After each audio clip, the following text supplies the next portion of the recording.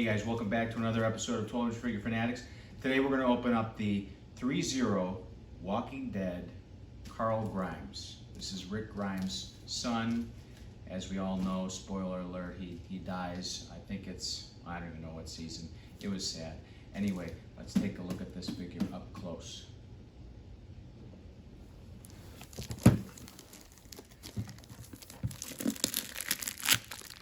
All right, so I think this is going to be my final figure in my Walking Dead collection because I know there's quite a few out there. I'm not talking just in the customs world, but there's a few mass-produced ones. And I think I have all my favorite characters. So this will probably be the last Walking Dead figure that I review. Nice box.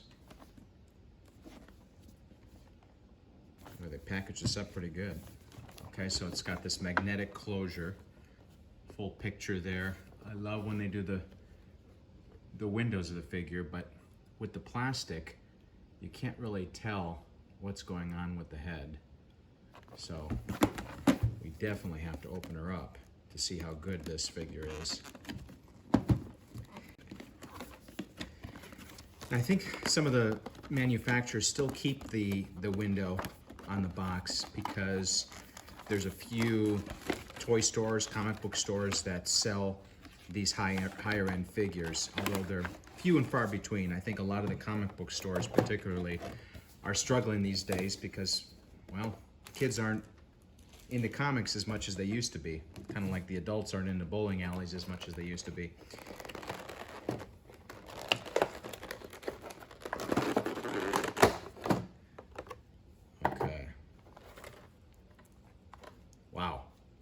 Okay, so right off the bat, they've got the figure packaged without the eye patch on, and it looks pretty gross.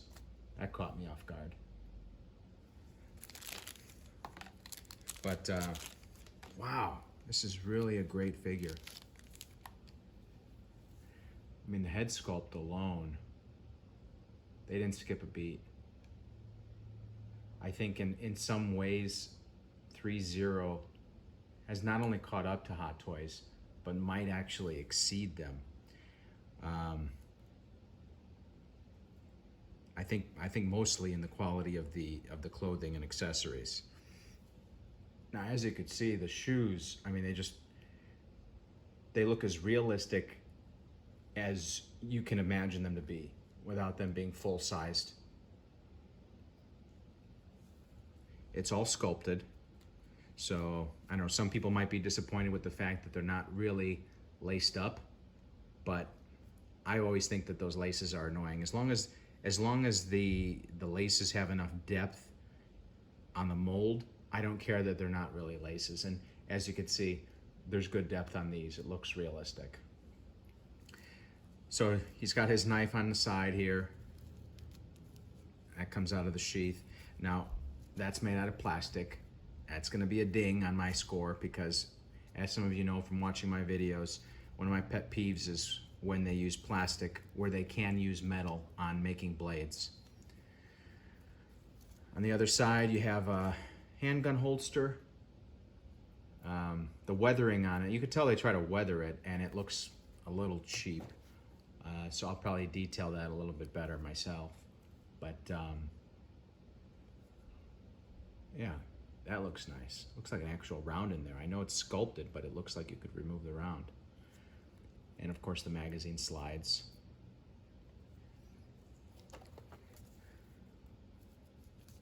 But there's good detail on the holster as well.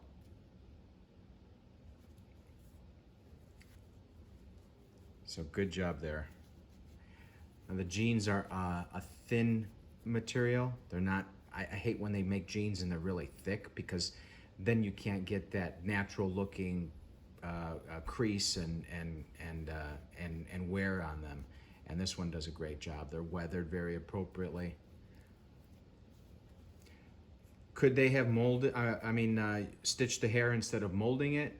Yeah. And I guess it's debatable whether or not that would have looked better. I don't mind it in this figure. I think they did a good job. Let's see what else we have here.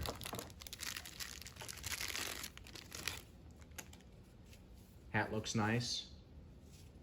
Now I know these divots in the hat are supposed to be, you know, indicating that the hat's worn out. They're even in size, and I think they could have done a better job at weathering it. This hat, I mean, it looks, I don't know, it looks kind of cheap. I might have to get a custom online. Yeah. So here's his headband with a, looks like you fold your own gauze. So you fold that once, twice, and I guess you put it underneath the band. I'll put that together in a bit. You've got 6 sets of hands. And a rifle. Let's see, magazine come out? Ooh, no? No. Magazine does not come out. Slide go back? No, slide does not go back. I would have liked that. I definitely would have liked that. So pretty basic on the rifle. It's got enough detail to it. It's got this fold-out handle. But I think if they went through making this fold-out handle, which is nice, they could have had a removable magazine, and if they really want to impress me, have the slide go back. And looks like that's pretty much it. Now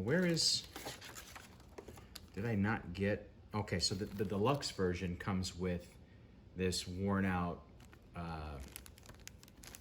what do they call them?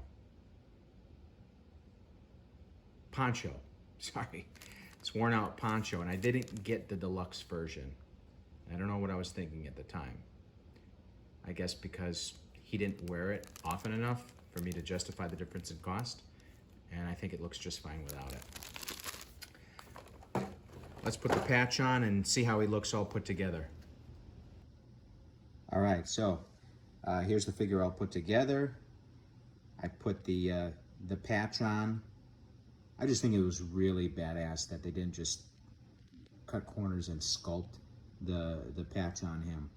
That they have the detail of the gouged out eye scar, and that you sort of arrange it as you see fit on your own. So final thoughts on this figures. Overall, I mean, excellent detail.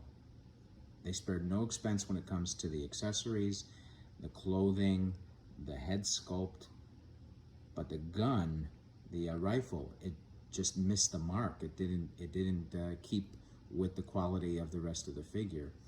Like I said, not having the magazine removable, not having the slide go back.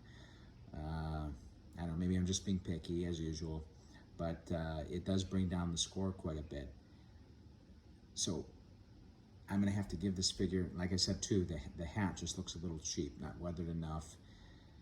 I'm gonna have to give this figure 8.2. I'll give it an 8.2. It really is overall a very nice figure, and excellent likeness of him. I mean, almost photographic, really. The camera doesn't do it justice. I definitely have no regrets in buying this figure. And if you want, go the extra step, get the deluxe version so you get his poncho. Not worth it for me. Anyways, see you guys next time.